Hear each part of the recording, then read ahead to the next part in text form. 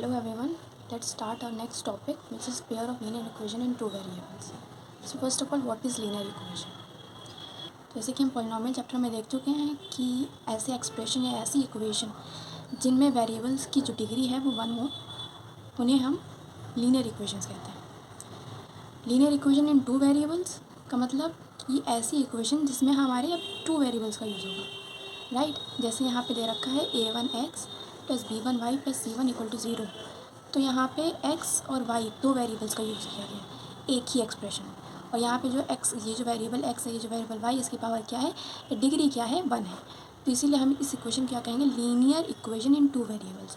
Pair of linear equation मतलब अब हम यहाँ पे दो इक्वेशन को एक साथ यूज़ करेंगे, तो इसीलिए इसे हम कहेंगे linear equation, pair of linear equation in two variables. Okay, तो ये जनरल फॉर्म या स्टैंडर्ड फॉर्म होती है कि a1x plus b1y plus c1 equal to 0। एक कांस्टेंट होगा, दो वेरिएबल्स होंगे, उनके आगे कोफिशिएंट्स लगे होंगे, दो इक्वेशन एक साथ यूज़ होंगे। एग्जांपल के तौर पे 2x plus 3y minus 7 equal to 0। Minus 7 क्या है, constant.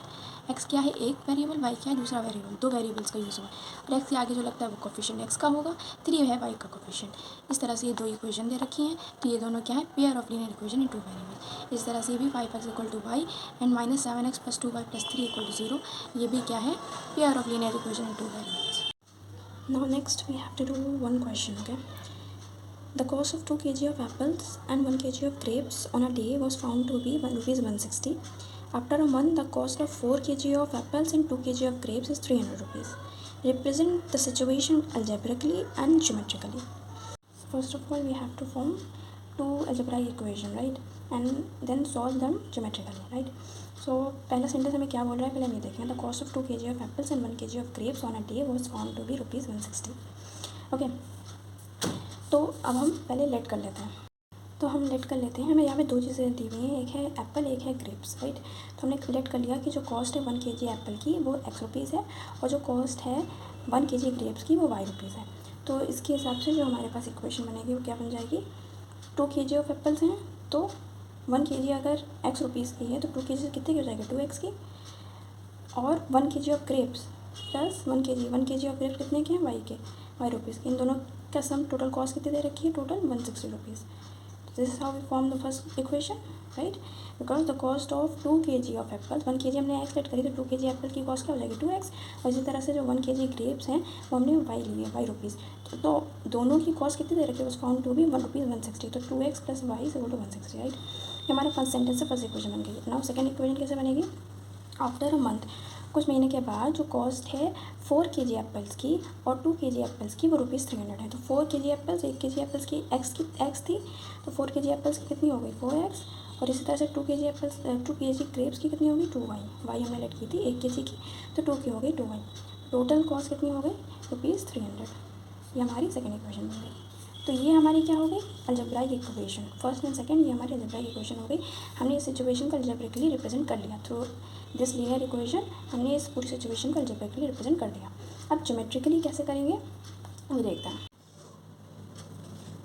So we have our equation, our first equation 2x plus y equal to 160 and our second equation 4x plus 2y equal to 300, जिसमें से हमने 2 common लिया है तो ये हो गई 2x। यहाँ पे 2 कॉमन लेंगे 2x, यहाँ से 2 कॉमन लिया है तो y, यहाँ से 2 कॉमन लिया तो 150, ठीक है। तो ये हमारे पास दो इक्वेशंस आ गई, राइट।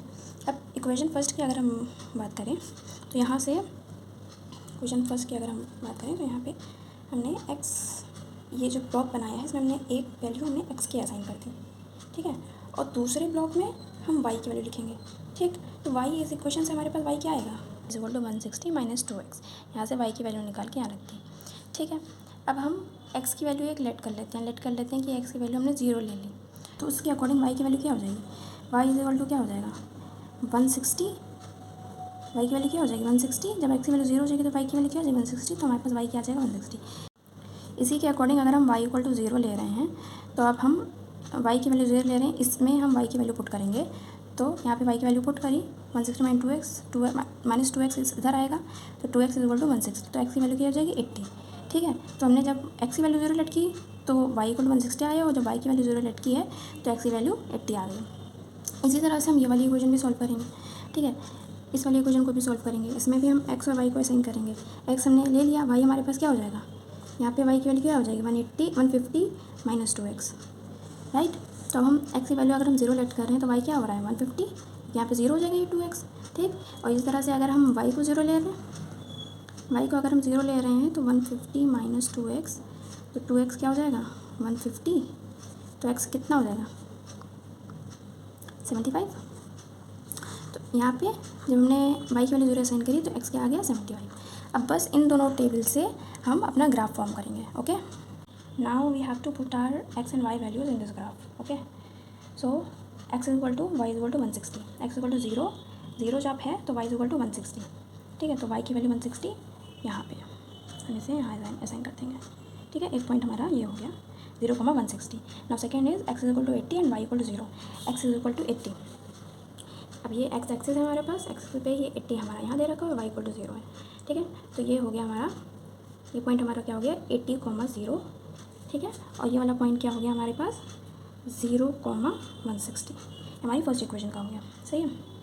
ये दोनों पॉइंट्स हमारी फर्स्ट इक्वेशन के हो गए। इस तरह से हम सेकंड इक्वेशन की अगर बात करें तो 0 और 150, x equal to 0, y equal to 150। तो हमारा एक्स तो 0 ही है, वाई 150 पे अगर हम प्लॉट करें अपना तो ये हमारे पास हो जाएगा, यहाँ पे ये हो गया हमारा 0,150, ओके। और इस तरह से हमारे दूसरा क्या रहेगा 75 और 0, x equal to 75, y equal to 0। तो वाई तो 0 है और एक्स हम 75 पे जाएंगे, 75 कहाँ होगा 70 और 80 के बीच में कहीं, तो यहाँ पे, ठीक है। ये हमारा 75 होगा कहीं ना कहीं, और ये वाला जो पॉइंट हमारा होगा वो क्या हो जाएगा 75,0, ठीक है। तो हमें दोनों लाइन की दो इक्वेशंस मिल गई। Now we have to draw this join this points, ठीक है। इसको इससे ज्वाइन करते हैं और इसको इससे ज्वाइन करते हैं, ओके, ठीक है। तो हमने ये दोनों पॉइंट्स को ज्वाइन कर दिया। उसके बाद ये वाली जो हमारी लाइन है ये हमारी फर्स्ट इक्वेशन की लाइन है, और ये वाली जो लाइन है वो हमारी सेकंड इक्वेशन। तो हमने ये थ्रू ग्राफिकली हमने इस क्वेश्चन को सॉल्व कर लिया, okay. This is how we have to solve algebraically and graphically, okay. Now next in this is intersecting lines. क्या होती है intersecting lines? When two lines intersect at exactly one point then we have unique solution. कोई भी दो lines हैं और वो दोनों इंटरसेक्ट कर रही हैं एक दूसरे को, तो इंटरसेक्ट करेंगी तो किसी एक पॉइंट पे इंटरसेक्ट करेंगी, तो वो जो पॉइंट होगा वो पॉइंट ऑफ इंटरसेक्शन पॉइंट कहलाएगा, ठीक है। तो ये जब हम इंटरसेक्टिंग लाइंस की बात करेंगे तो हमारे पास जो सोल्यूशन आएगा वो सिर्फ एक आएगा, वन सोल्यूशन आएगा, ठीक है। जहाँ पे वो इंटरसेक्ट करेंगी वही एक सोल्यूशन आएगा। इसलिए जब इंटरसेक्टिंग लाइंस की हम बात करेंगे तो we have a unique solution, ठीक है। इसकी कंडीशन क्या है कि a1/a2 does not equal to b1/b2। a1 क्या है, a2 क्या है, b1 क्या है, b2 क्या है। तो जैसे कि अभी हमने पहले पीछे देखा कि a1x + b1y + c1, तो ये सिंपल x का जो कोफिशिएंट होगा वो a1, y का जो कोफिशिएंट होगा वो b1 और c1 क्या है कांस्टेंट टर्म, ठीक है। ये हमने लाइंस की इक्वेशन ले ली एक तरह से, ठीक है। तो a1 क्या है, x का कोफिशिएंट, b1 क्या है, y का कोफिशिएंट, c1 क्या है कांस्टेंट। जैसे a2 क्या है, x का कोफिशिएंट, b2 क्या है, y का कोफिशिएंट, c2 क्या है कांस्टेंट। सेकेंड इक्वेशन, तो जब दो लाइन इंटरसेक्ट करेंगी एक दूसरे को, एक पॉइंट पे कट करेंगे, तो जब इंटरसेक्टिंग लाइंस की हम बात करेंगे तो we have a unique solution, ठीक है। और इसकी कंडीशन क्या होगी a1/a2 does not equal to b1/b2। कोई भी दो इक्वेशन, जैसे एग्जांपल यहाँ पे दिया हुआ है x - 2y = 0 और 3x + 4y - 20 equal to 0, sorry. तो यहाँ पे a1/a2 जब हम निकालेंगे विच इज़ 1/3, ठीक है, और b1/b2 निकालेंगे -2/4, ठीक है, -2 होगा यहाँ पे -2/4। तो ये क्या है, डज नॉट इक्वल, एक दूसरे के इक्वल नहीं है। तो जब ये कंडीशन फुलफिल होगी इसका मतलब we have intersecting lines. Now next we have parallel lines. When two lines are parallel then they don't cut each other at any point, so there is no solution. मतलब दो line है, एक line ये है, एक line ये है, दोनों एक दूसरे के पैरेलल, कहीं कट नहीं कर रही। जब कट ही नहीं कर रही तो कोई सोल्यूशन नहीं होगा। तो जब पैरेलल लाइंस की हम बात करेंगे तो देयर इज़ नो सोल्यूशन, कोई सोल्यूशन नहीं होता। इसकी कंडीशन क्या है कि a1/a2 is equal to b1/b2 but does not equal to c1/c2। हमारे पास तीन, जैसे भाई दो इक्वेशन दे रखी थी a1 b1 c1 के फॉर्म में, तो a1/a2 b1/b2 और c1/c2 करेंगे तो a1/a2 is equal to b1/b2 तो होगा but does not equal to c1/c2। जैसे कि यहाँ पे हमारे पास दो इक्वेशन दे रखी हैं, a1/a2 करेंगे 1/2, here is 1/2, b1/b2 करेंगे 2/4, we have 2/4 and third is -4/-12 तो ये 2/4 को और सॉल्व करेंगे तो 1/2 हो जाएगा। तो मतलब a1/a2 is equal to b1/b2, but इसको जब सॉल्व करेंगे तो ये 1/3 आएगा। That means a1/a2 is equal to b1/b2 but does not equal to c1/c2। तो ये कंडीशंस फुलफिल हो रही है। इसका मतलब पैरेलल लाइंस की कंडीशन अगर फुलफिल होगी, पैरेलल लाइन के लिए कंडीशन क्या है कि a1/a2 is equal to b1/b2 but does not equal to c1/c2। Parallel line, वो जो लाइन होंगी वो पैरेलल लाइंस होंगी and there is no solution. Next we have coincident lines. If two lines coincides on each other then we have to say that they are coincident lines and there is infinitely many solution. ठीक है, अब ये हमारे पास अगर देखो ये x axis है, ये वाई एक्सिस है, और इस पर एक ये लाइन L1 गई है और इसी लाइन पे दूसरी लाइन L2 भी गई है। इसका मतलब दोनों लाइन कोइंसाइड कर रही हैं। ठीक है, तो these are called coincident lines. जब एक लाइन दूसरी लाइन पे कोइंसाइड कर रही है, इसका मतलब we have infinitely many solution. ठीक है, कोई एक पॉइंट पे नहीं ये इंटरसेक्ट कर रही हैं, ये पूरी लाइन एक दूसरे पे कोइंसाइड कर रही हैं, तो we have infinitely many solution. तो इसकी कंडीशन क्या होती है, A1/A2 is equal to B1/B2 is equal to C1/C2। ठीक है, अब ये जो एग्जाम्पल दे रखे हैं ये हमारी दो लाइंस की इक्वेशन दे रखी है। इसी तरह से A1/A2 करेंगे 2/4, B1/B2 करेंगे 3/6 और C1/C2 करेंगे -9/-18। तो जब हम इसको सॉल्व करेंगे तो 1/2 आएगा, इसको सॉल्व करेंगे 1/2 आएगा, और इसको भी सॉल्व करेंगे 9 × 18 1/2 हो जाएगा, माइनस माइनस कैंसिल हो जाएंगे, तो ये सारे ही इक्वल हो जाएंगे। तो जब सारे इक्वल हो गए तो ये कंडीशन फुलफिल हो गई। इसका मतलब ये दोनों जो इक्वेशन है वो किसकी, कोइंसिडेंट लाइन की इक्वेशन है। तो these lines are coincident. Okay, Now we have to do some question based on this topic. First question is find out whether the lines representing the following pairs of linear equation intersect at a point parallel or coincident. ये जो हमारी linear equations दे रखी हैं, linear pair of equation दे रखी हैं, ये intersecting हैं, parallel हैं या कोइंसिडेंट हैं, ये हमें फाइंड आउट करना है। Okay, so for intersecting A1/A2 does not equal to B1/B2, right. तो यहाँ से हम A1 और A2 की वैल्यू लिखें, तो A1/A2 क्या हो जाएगा 5/7, B1/B2 क्या हो जाएगा 4/6 -4/6। ठीक है, तो ये हमें सामने से दिख रहा है कि ये दोनों ही अनइक्वल हैं। इसका मतलब ये जो पेयर ऑफ लीनियर इक्वेशन है ये इंटरसेक्टिंग की ही है। ठीक है, ये इंटरसेक्टिंग लाइंस हैं। ठीक है, ये इंटरसेक्टिंग लाइंस हैं, यहाँ पे फॉलो हो गया। ठीक है, अगर हम इस इक्वेशन की बात करें तो A1/A2 इसमें लिखें, अगर A1/A2 क्या होगा, इसके लिए A1/A2 क्या हो जाएगा 9/18, और ये क्या हो जाएगा 1/2। B1/B2 अगर हम फाइंड आउट करें ये क्या होगा 3/6 which is equal to 1/2 again. ठीक है, और फिर C1/C2 क्या हो जाएगा 12/24, okay, which is equal to again 1/2। तो मतलब A1/A2 is equal to B1/B2 which is equal to C1/C2। तो ये किस कंडीशन को फॉलो करता है, कोइंसिडेंट। ठीक है, तो ये जो लाइंस हैं ये कैसी हैं, कोइंसिडेंट लाइंस हैं, ये यहाँ से फॉलो हो गया। ठीक है, ये इंटरसेक्टिंग लाइंस है और ये कोइंसिडेंट लाइंस हैं। इस तरह से हम इन क्वेश्चंस को सॉल्व करेंगे। Okay, now what is consistent and inconsistent? Consistent lines represent the system of equation with at least one solution where the line intersect each other or overlap completely. Consistent lines कौन सी होती हैं, वो equation, system of equation जिसमें at least one solution, मतलब कि एक solution तो हो ही, मतलब इंटरसेक्ट करेंगी तो एक सोल्यूशन हमें मिल जाएगा, लेकिन एटलीस्ट बोल रहा है तो एक सोल्यूशन या फिर एक से ज़्यादा भी हो सकता है। तो one solution infinite many solution, ये दोनों कंडीशन कौन फॉलो करेगा, जो फॉलो करेगा वो कौन होगा, कंसिस्टेंट लाइंस। ठीक है, और इनकंसिस्टेंट लाइन कौन सी होती हैं, विद नो सोल्यूशन या फिर लाइंस पैरेलल हों या फिर नेवर मीट। जब लाइंस पैरेलल होंगी, नहीं मीट करेंगे तो ही तो नो सोल्यूशन होगा, तो वो लाइंस कौन सी होंगी, इनकंसिस्टेंट।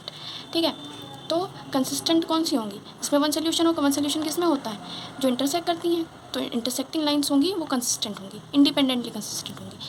इनकंसिस्टेंट कौन सी होंगी, नो सोल्यूशन पैरेलल लाइंस जो होती हैं उनमें कोई सोल्यूशन नहीं होता, तो वो इनकंसिस्टेंट हो गई। Consistent, dependent, infinitely many solution किस में होता है, जो कोइंसाइड करती हैं लाइंस, तो वो कंसिस्टेंट हो सकती हैं डिपेंडेंटली, कभी कभी होती हैं इक्वेशन के हिसाब से, कभी कभी हो भी सकती हैं और कभी कभी नहीं भी हो सकती। ठीक है, तो वो डिपेंड करेगा इक्वेशन पर।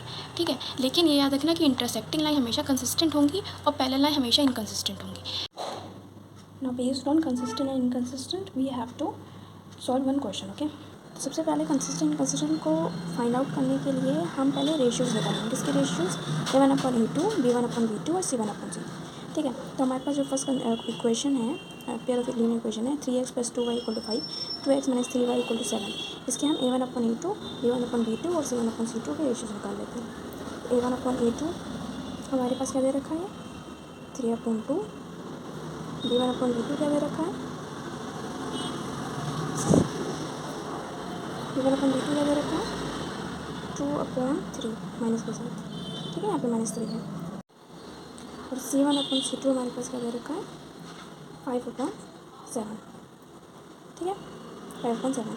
तो इसमें सबसे पहले हम इंटरसेक्टिंग की कंडीशन देखेंगे, मतलब A1/A2 does not equal to B1/B2, ये तो नहीं है कहीं, पहले हम ये कंडीशन चेक करेंगे। तो हम ये सबसे पहले यही चेक करेंगे, A1/A2, B1/B2, C1/C2 सारे रेशियोज़ लिखने के बाद हम पहले ये चेक करेंगे कि A1/A2, B1/B2 की क्या रिलेशन है। तो ये दोनों इक्वल नहीं है, ठीक है। A1/A2 does not equal to B1/B2, ये यहाँ से हमें दिख रहा है, ये कंडीशन फॉलो कर रही है, ठीक है, ये कंडीशन फॉलो कर रही है। इसका मतलब ये जो लाइंस हैं ये इंटरसेक्टिंग है, और लाइंस जो हैं ये आर इंटरसेक्टिंग, और इंटरसेक्टिंग है तो कंसिस्टेंट, ठीक है। कंसिस्टेंट की ये कंडीशन होती है कि अगर लाइन इंटरसेक्टिंग है तो वो कंसिस्टेंट है, ठीक है। Now we have other equation. तो अब इसमें भी हम वैसे ही अपने रेशियोज निकाल लेंगे। A1/A2 क्या हो जाएगा, A1/A2 2/4 which is equal to 1/2, ठीक है। B1/B2 क्या हो जाएगा, -3/-6 which is equal to 1/2, minus minus cancel हो जाएगा और ये 3/1/2। इस तरह से हम C1/C2 अपना निकालेंगे, ये क्या हो जाएगा 8/9। तो यहाँ पे क्या कंडीशन हो रही है कि A1/A2 is equal to B1/B2 but does not equal to C1/C2। ये किसकी कंडीशन होती है, ये होती है पैरेलल लाइंस की कंडीशन। पैरेलल लाइंस की कंडीशन है, इसका मतलब सो these lines are inconsistent. I hope this video helps you a lot. So please solve these questions and comment your answers. And if you really like this video, please subscribe the channel and like and share the video. Thank you.